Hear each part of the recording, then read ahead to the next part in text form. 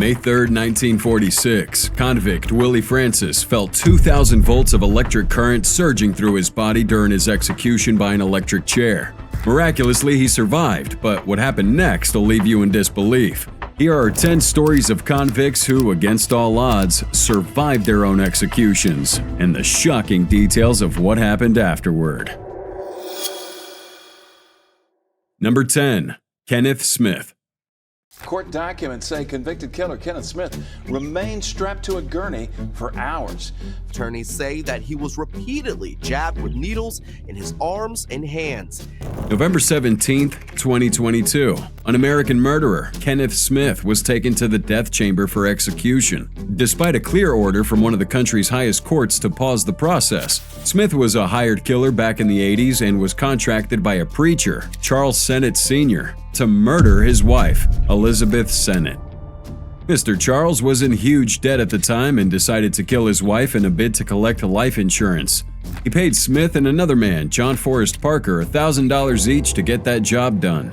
However, things didn't go as planned, resulting in Smith's capture and sentencing to death. Smith spent 33 years on death row before a date was fixed for his execution. But during his execution, the three-man team in charge of injecting his vein with lethal drugs couldn't find an IV line to do so. They pierced his arm multiple times while he shouted and cried out for them to stop. At one point, they even stabbed his muscle, leaving him in more pain. In his own words, Smith said, "When no workable veins could be found, they instructed the prison guards to flip the gurney backwards so that my feet pointed towards the ceiling while my head bowed to the ground, like an inverted crucifixion. Their face masks were covered in my blood, and they finally stabbed my collarbone." They did this in an attempt to begin a central line IV in the subclavian artery. After 4 hours of tirelessly trying to inject this guy, they finally returned him to his cell, obeying the initial court order to pause his execution. Now, his lawyers described what he went through as a disturbing and traumatizing experience, which I think everyone would agree to. But as traumatizing as that experience was, it's about to get a lot worse for Smith, as the U.S. has derived a new way to kill him, with the use of nitrogen. August 26, 2023. The state of Alabama had decided to put Smith to death using nitrogen hypoxia. Now, this method of execution has never been used before, but Smith has cheated death so many times that they believe this is the only way to put him out. All that's needed is for him to inhale that gas and find his way to the afterlife. So, can he escape the clutches of death this time? I don't think so. Number 9. Ramel Broom. September 15, 2009.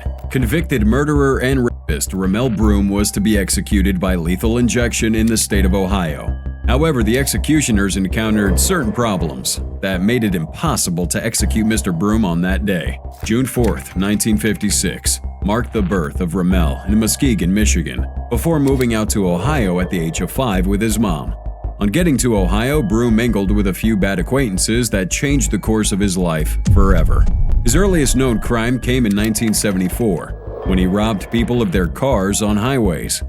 Then he took it a step further, when he began sexually abusing women and killing them in some instances. However, the one case that earned him the death penalty was the abduction, rape, and murder of a girl named Trina Middleton. Broom abducted her as she walked home with 2 of her friends from a football game in East Cleveland, Ohio. He was arrested after a DNA test proved his involvement in the crime. He was found guilty and sentenced to death by lethal injection, but ironically, that marked the beginning of his journey. 2 hours into this execution, they couldn't locate an IV line for administering the lethal drugs. In the process, Broom suffered excruciating pain from the numerous penetrations made into his arm. The Ohio government then intervened and called off the execution. It was postponed by a week, but that postponement turned into years as his lawyers tried fighting for an appeal. Broom even wrote a book about his disturbing experience that day. And after surviving his 2009 execution, Broom was eventually rescheduled to be executed on March 16, 2022. But on December 20th, 2020, Ramel Broom died of COVID-19 complications. While he eventually passed away on death row, it's safe to say Broom cheated death in some way and lived longer than the government wanted. Number 8. William Duel. There's a reason why executions by hanging went obsolete. and that reason is because a lot of people had survived it in the past, including this guy named William Duel. Duel was a minor when he was convicted of being an accessory to the rape of Sarah Griffin in Acton, England. November 24th, 1740. Duel was hanged in Tyburn, along with 4 others. His body hung for about 20 minutes, and after he was believed to have been dead, he was cut down and taken to an anatomy theater for dissection. However, after his clothes were stripped and laid on the board, one of the servants noticed that he had begun breathing slowly. Duel's breath got quicker and quicker, and in a few hours he was able to sit upright and speak. Unfortunately for him, the medical servants reported back to the authorities, and Duel was taken back to prison that night. It was later discovered that due to the pressing of the noose around his neck, he suffered delirium and couldn't recollect his hanging. By the following day, he was back to full health. Meanwhile, the public had apparently found out what happened, and they were happy for him. He was later pardoned on the basis of his mental state, and his sentence was commuted to penal transportation. This meant that he was exiled to North America, living the rest of his life in Boston, and was reported to have died sometime around 1805. Number 7. John Lee. February 23, 1885. 3 attempts were made to execute Lee by hanging, and they all failed. August 15, 1864. John Lee was born in England. At the age of 21, he was convicted for the murder of his employer, Emma Keyes, at her home. The only substantial evidence his prosecutors had against him was the fact that he was the only male in the house at the time of her murder, along with his former criminal records and some cuts on his arm. However, Lee claimed that he was innocent of the crime. Regardless, he was sentenced to death by hanging, but it failed. On that said day, John was taken to the stand, his head fastened around the noose, and a sack was put over his head. As the executioner pulled the lever for the trapdoor to open, it failed. He tried a bunch of times, but it didn't work. It was really a huge embarrassment for everyone involved, and the medical examiner stepped in to call it off. Lee was taken back to his cell while the mechanism was being tested. It worked great during testing, but once Lee stood on top, that trapdoor refused to drop. Throughout the whole time, Lee remained calm, saying, His faith in the Lord would save him. So, what exactly happened next? Well, a judge eventually commuted the sentence to life imprisonment, but after numerous appeals and more evidence from the case showing he might have not been the only male in the house the night of the murder, Lee was found to be innocent. So maybe he truly had some divine intervention that day. It is a mystery. But another mystery that hasn't been unfolded is what exactly happened to Lee after he was released in 1907. Some accounts say he eventually died in the Tavistock workhouse sometime during the Second World War, while others claim he moved to the U.S. to become a lecturer and died in Milwaukee back in 2009. Regardless of which account gives the real details of his life, John Lee will always be known as the man they couldn't hang. Number 6. Anne Green. December 14, 1650, an English domestic servant named Anne Green was executed by hanging for infanticide, the intentional killing of an infant. Now, this happened a really long time ago, and Anne's story has been told for ages due to its peculiarity and uniqueness. Born in the year 1628, Anne worked as a scullery maid in the house of Sir Thomas Reed, a justice of peace who lived in Oxfordshire, England. However, Anne was seduced by Sir Thomas's grandson, Geoffrey Reed, who got her pregnant in the process, and after 17 weeks, she suffered a miscarriage. At this point, Anne tried concealing the remains of the fetus, but it was later seen and she was accused of infanticide. She was sentenced to death by hanging. However, her story took an interesting twist from this point on. Anne was hanged at the famous Oxford Castle for 30 minutes. And when it was believed that she was dead, her body was taken down, placed in a coffin, and given to physicians at the University of Oxford for dissection. All this time, Anne was not dead. She was alive without food, water, and limited air for 24 hours, before one of the physicians attempted to dissect her body and found that she had a pulse. Just try to picture the shock on his face as Anne's body moved. So he and a couple of other physicians administered drugs to Anne for a couple of hours before she could finally speak and move her limbs. 3 days after her execution, Sir Thomas died, leaving no one in charge to object to her pardon. However, like we see in typical prehistoric movies, a group of men started a riot claiming she should be re-executed. But no one let them, and Anne was asked to leave the town a free person. This is another case where people believe she had a divine intervention for her innocence. But at the end of the day, she lived a happy life, got married, had 3 children, and died in 1659. Number 5. Willie Francis.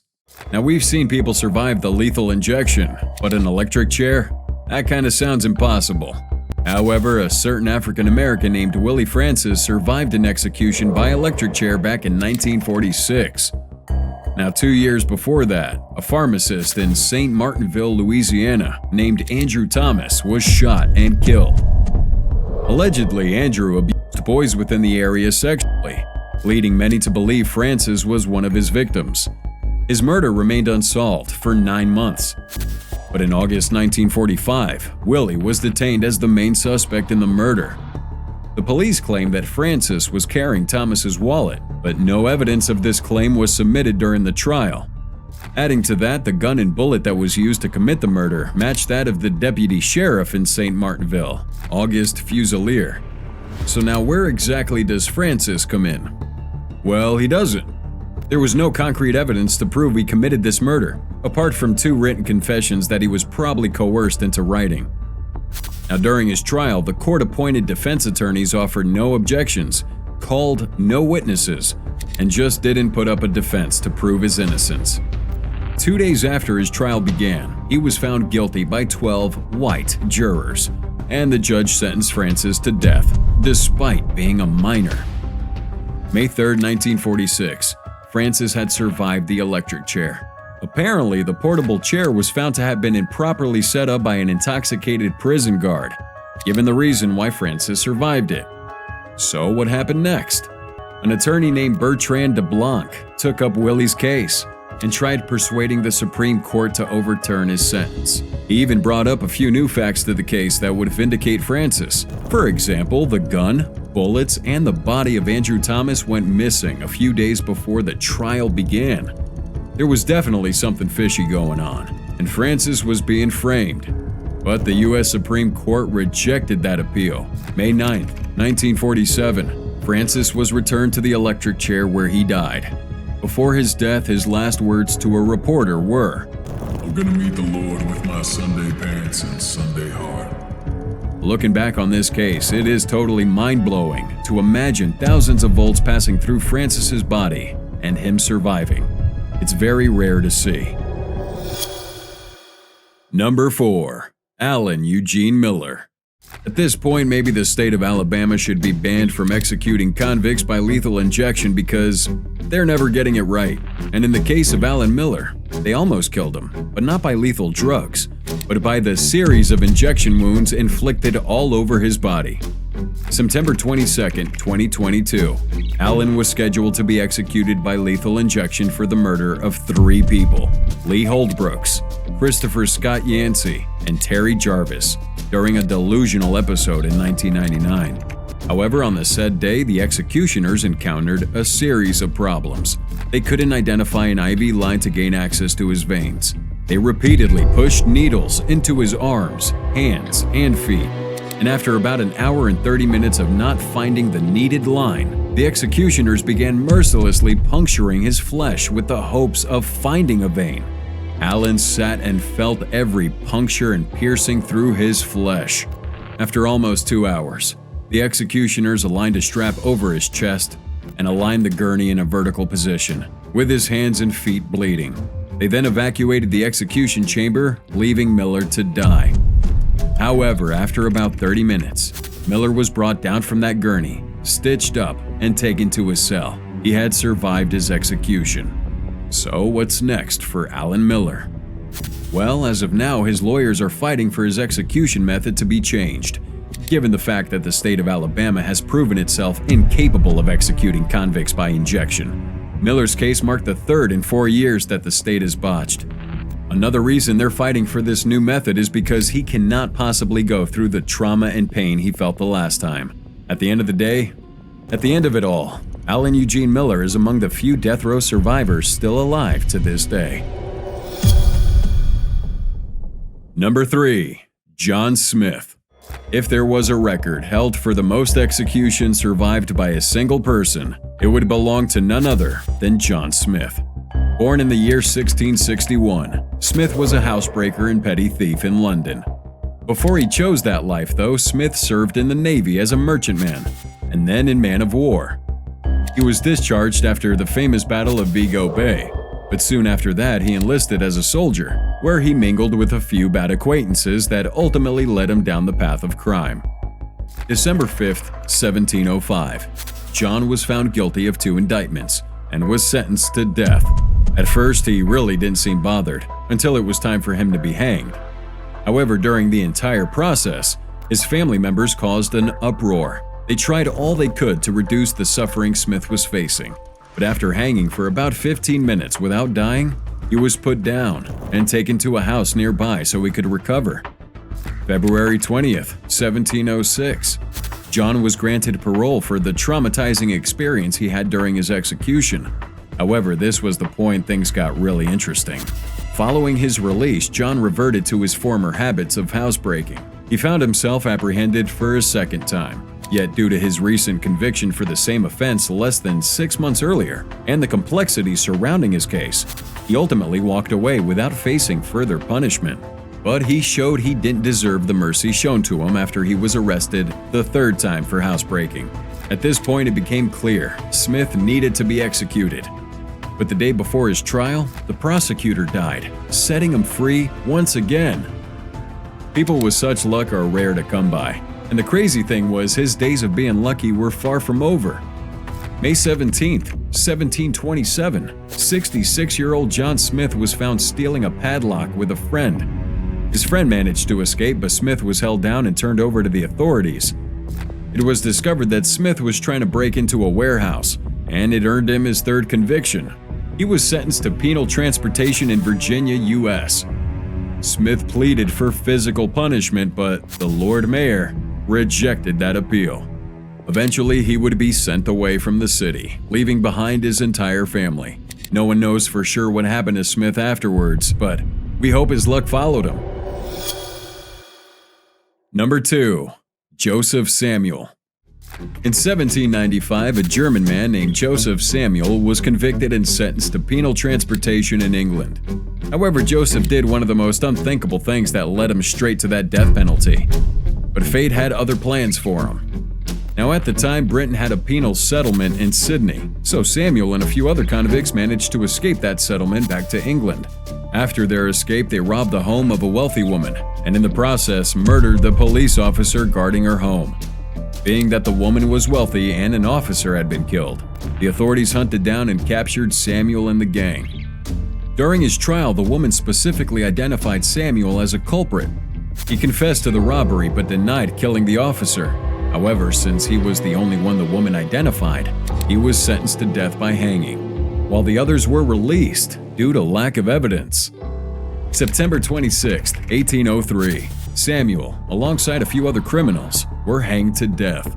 The ropes being used were capable of holding up to 450 kilograms, meaning that they were way more than capable of strangling a human to death.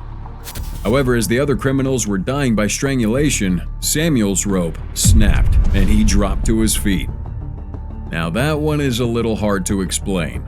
The executioner quickly got another rope ready, capable of holding another 450 kilograms, and placed it around his neck again. He put Samuel up, but immediately when he drove the cart beneath his feet away, the noose loosened and Samuel fell to the ground again. The executioner was confused. He knew he fastened it tight, so what the heck was going on? At this point, Sam suffered a sprained ankle from dropping to the ground and was in serious pain. But again, the executioner very quickly readied another rope, ordered the cart driven back, forced Samuel onto it, fastened the noose around his neck, secured it very carefully and tightly, and then ordered that cart to drive away. The crowd witnessing his execution got agitated and began cheering for Samuel to be released. And as they cheered on, that rope failed for the 3rd time, dropping Samuel to the ground. The crowd got violent and the chief policeman in charge had to give an order for his execution to be delayed till the governor arrived.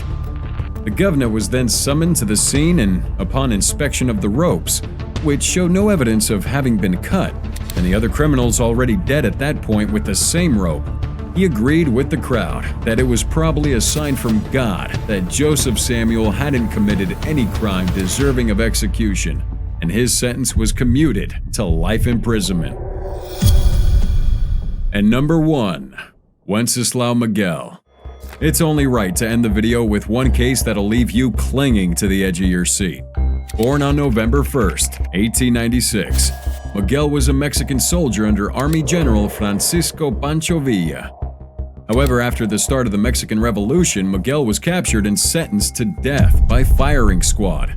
Being shot by a squad is one of the most brutal ways a convict can be executed, but somehow, Miguel survived. During that execution, he received 8 to 9 gunshots to his body, and then received the coup de grace, or one final shot to the head, at point-blank range to ensure his death.